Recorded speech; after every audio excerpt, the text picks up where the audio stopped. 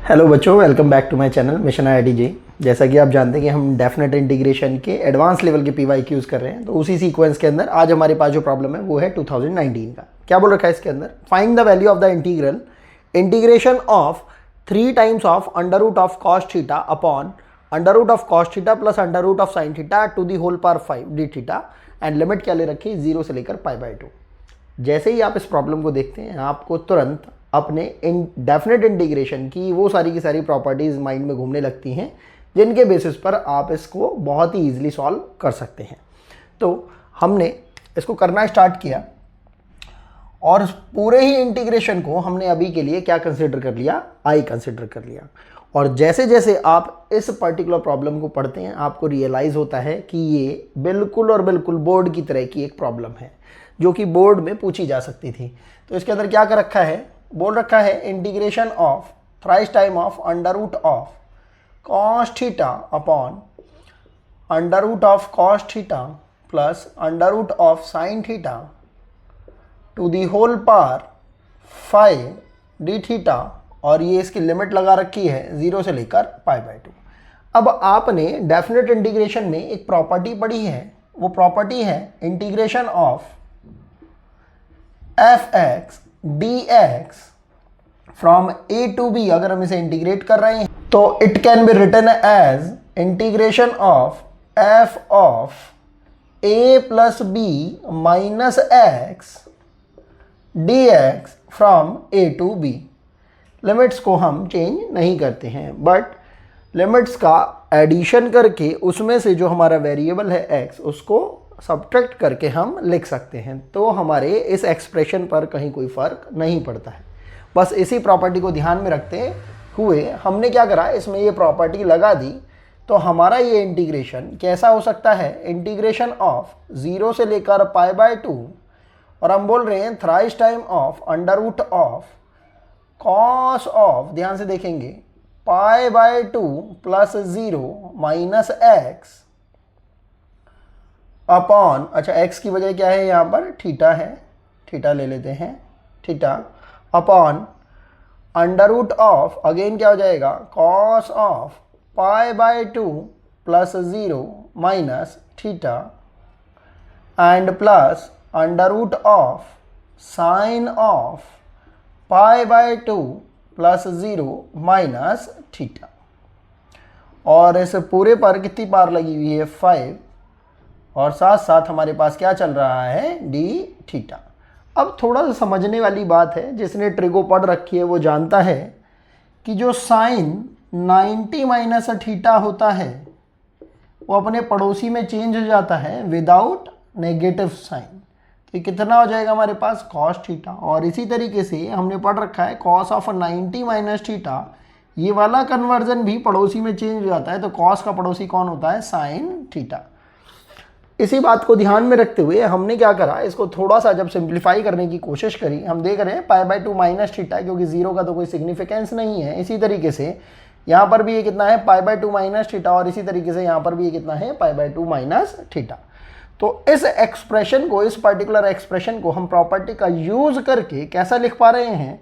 0 से लेकर π/2 thrice time of, ऊपर का ये जो कॉस थीटा है ये कितना हो जाएगा हमारे पास? साइन थीटा, और डिनोमिनेटर में हमारे पास कितना हो रहा है? Under root of sine theta plus under root of cos theta to the whole power 5 d theta. अब इसको, इस पहले वाली इक्वेशन को तो लेट से हमने बोल दिया इक्वेशन नंबर 1, और इसको हमने बोल दिया इक्वेशन नंबर 2। बस यहीं से ही हमारा ये जो प्रॉब्लम है इजी होता चला जाता है। हमने in equation number 1 and equation number 2 को एडअप कर दिया। हमने बोल दिया from equation number 1 plus equation number 2, तो हमारे पास LHS पार्ट कितना हो रहा है? i प्लस आई से 2i। और अगर हम ध्यान देंगे तो हमारे पास RHS वाला ये जो पार्ट है, इसके अंदर जो डिनोमिनेटर वाला जो पार्ट है वो हमारे पास सिमिलर आ रहा है।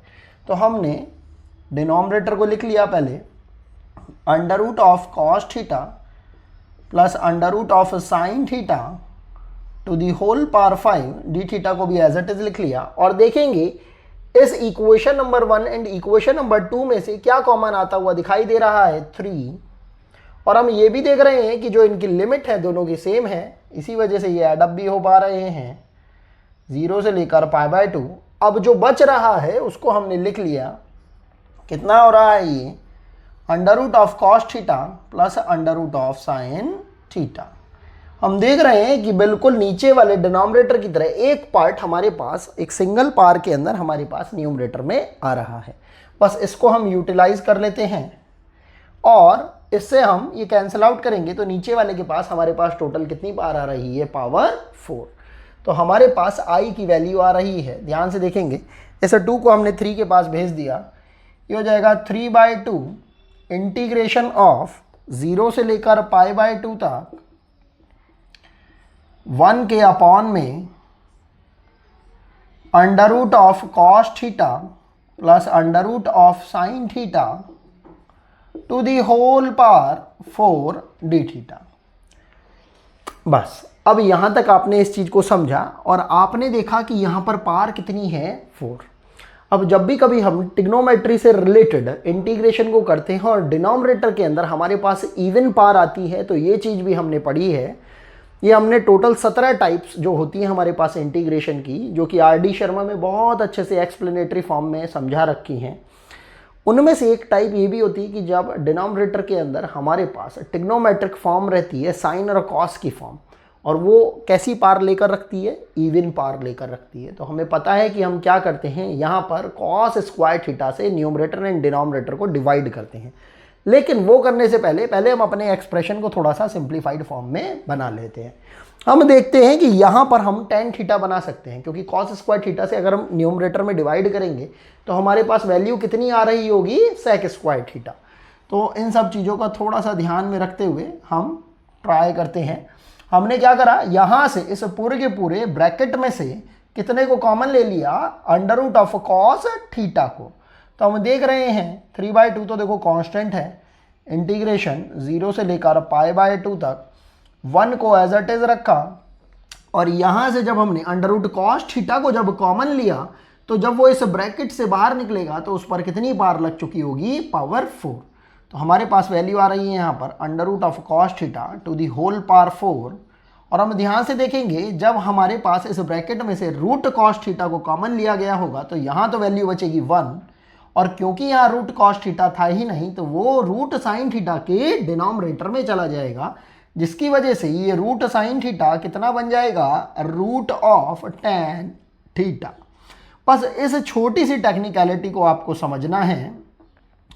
और इस पूरे पर कितनी पार लगी हुई थी? 4। और ये कितना है हमारे पास? d theta. अब ये जो हमारे पास √ऑफ cos थीटा की पावर 4 हो रही है, इसका मतलब कितना है कि ये कितना है? cos square theta. अब ये cos स्क्वायर थीटा से चाहे तो आप डिवाइड कर दीजिए ऊपर नीचे, चाहे आप इसी cos स्क्वायर थीटा को ऊपर लेकर चले जाइए, क्योंकि हम जानते हैं 1/cos थीटा कितना होता है? sec theta. तो जब 1/cos स्क्वायर थीटा करेंगे तो वो कितना हो जाएगा हमारे पास? sec square theta. तो हमारे पास वैल्यू हो रही है 3/2 times of integration of 0 to π/2, और ये cos स्क्वायर थीटा जब ऊपर गया तो कितना हो गया? sec स्क्वायर थीटा अपॉन में कितना आ रहा है हमारे पास? 1 plus √of tan theta to the whole power 4 d theta. अब हमें यहाँ पर समझ में आ रहा है कि tan थीटा का जो डिफरेंशिएशन है sec स्क्वायर थीटा वो हमें न्यूमरेटर में मिल रहा है। तो इसका मतलब है कि हमें इसे सब्स्टिट्यूट करना पड़ेगा। तो सब्स्टिट्यूशन का बहुत सिंपल से हमने यूज़ किया और tan थीटा को क्या मान लिया? t स्क्वायर, क्योंकि हम देख रहे हैं कि यहाँ पर अंडर है तो t स्क्वायर रखेंगे तो अंडर से छुटकारा मिल जाएगा। तो हमारे पास ये कितना हो जाएगा? sec square theta d theta equals to 2t dt। बस इतना सिंपल सा हमने इंटीग्रेशन लिया और ये हमारे पास हो जाएगा 3/2 इंटीग्रेशन ऑफ, फिर हमें लिमिट भी चेंज करनी होगी लेकिन पहले हम इसको थोड़ा सा सब्स्टिट्यूट कर लेते हैं। तो हम देख रहे हैं sec square theta D theta, sec square theta D theta को कौन रिप्लेस कर रहा है? 2t dt, और अपॉन में हमारे पास कितना आ रहा है? 1 प्लस, ध्यान से देखेंगे ये tan थीटा की जगह हमने कितना लिया था? t स्क्वायर, अंडर से वो कैंसिल आउट हो गया, कितना रह जाएगा? t, तो 1 प्लस t की होल पावर 4। तो ये हमारे पास एक्सप्रेशन बन के आ रहा है और इस टी से हमारा ये इस 2 से ये हमारा ये जो 2 है वो कैंसिल आउट हो जाएगा। थोड़ा सिंप्लीफाइड फॉर्म में लिख देते हैं, ये हो जाएगा हमारे पास 2 से 2 कैंसिल आउट हो गए, thrice time of integration of t d t upon 1 plus t to the whole power 4। एक बार बस हम ये जो हमारे पास लिमिट्स आई हुई हैं इनको भी हम देख लेते हैं। हम देख रहे हैं जब थीटा की वैल्यू जब 0 थी, थीटा की वैल्यू जब 0 थी तो थीटा की वैल्यू 0 रखेंगे तो टी की वैल्यू कितनी आ रही है हमारे पास 0। और उसके अलावा जब थीटा की वैल्यू π/2 थी हमारे पास, थीटा की वैल्यू जब π/2 थी तो टी की वैल्यू हमारे पास कितनी आ रही है इन्फिनिटी। बस इन छोटी छोटी चीज़ों को बस हमें याद रखना है और समझना है। अब हम देख रहे हैं कि यहाँ पर हमें रीअरेंजमेंट करना होगा और ये लिमिट की वैल्यू भी रख ली 0 से लेकर इन्फिनिटी। तो जब हमने इसको रीअरेंज करने की कोशिश करी तो ये हमारे पास टी है और हमें पता है कि नीचे वाली जो पार है ये ऊपर वाली न्यूमरेटर की पार से ज़्यादा है, तो हमें इसको क्या करना पड़ता है, रीअरेंज करना पड़ता है। तो हम इसको बोल सकते हैं थ्राइस टाइम ऑफ 0 से लेकर इन्फिनिटी तक, और ये t को हम बोल सकते हैं t +1 -1। ध्यान से देखेंगे ये इतना बोल सकते हैं और अपॉन में हमारे पास कितना है t+1 या 1 + t आप बोल सकते हो to the whole power 4 dt। और फिर से आप इसको जब रीअरेंज कर देंगे तो ये कितना हो जाएगा थ्राइस टाइम ऑफ, ध्यान से देखेंगे, इंटीग्रेशन ऑफ 0 टू इन्फिनिटी। यहाँ पर ऐसा t+1 to the whole power 4 को एक तो t+1 के अपॉन में लेके चले जाएंगे और एक 1 के अपॉन में लेकर चले जाएंगे। तो ये हमारे पास बनने वाली जो क्वांटिटी हो रही है, ध्यान से देखेंगे, ये हो जाएगा 1/t+1 to the whole power 3 minus 1/t+1 to the whole power 4। बस इस छोटे से सिंप्लीफिकेशन को हमें ध्यान में रखना है और हमें इसको इंटीग्रेट कर देना है। और हमने जब इसको अब इंटीग्रेट करा तो ध्यान में देखेंगे जब ये t+1 to the whole power 3 ऊपर जाएगा, न्यूमरेटर के अंदर जाएगा, तो ये कितनी पावर हो जाएगी -3। और हम जानते हैं integration of x to the power n का इंटीग्रेशन कितना होता है, x to the power n+1 upon n+1। बस उसी बात को ध्यान में रखते हुए जब इसको इंटीग्रेट करा तो पावर -3 रहेगी, +1 होगा तो -2 हो जाएगा। तो इसकी वैल्यू कितनी आ रही है हमारे पास -1 upon twice time of t+1 whole square.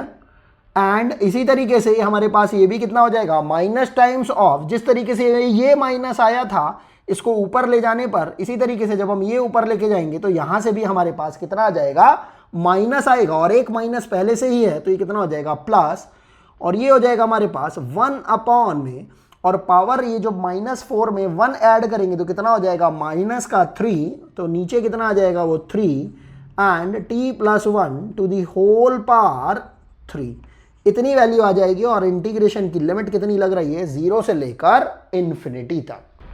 बस अब हम क्या करते हैं इसके अंदर, अब ये लिमिट पुट करना स्टार्ट करते हैं और यहाँ पर ये वैल्यू हम पुट करके देखते हैं। यहाँ थोड़ी सी हमारे पास जगह बची हुई है तो हम देखते हैं कि यहाँ पर देखो 3 तो पहले से है ही हमारे पास, एंड जब हमने इन्फिनिटी को पुट किया जब यहाँ पर, तो हम देख रहे हैं जैसे ही इन्फिनिटी को पुट करेंगे तो इन्फिनिटी +1 ये कितना हो जाएगा इन्फिनिटी, और इन्फिनिटी का स्क्वायर भी इन्फिनिटी रहेगा, और इन्फिनिटी का मतलब हम एक 1/0 करके भी लिखते हैं। तो जब हम इन्फिनिटी को यहाँ पर 1/0 करके लिखेंगे तो ये पूरी की पूरी क्वांटिटी कितनी हो जाएगी 0।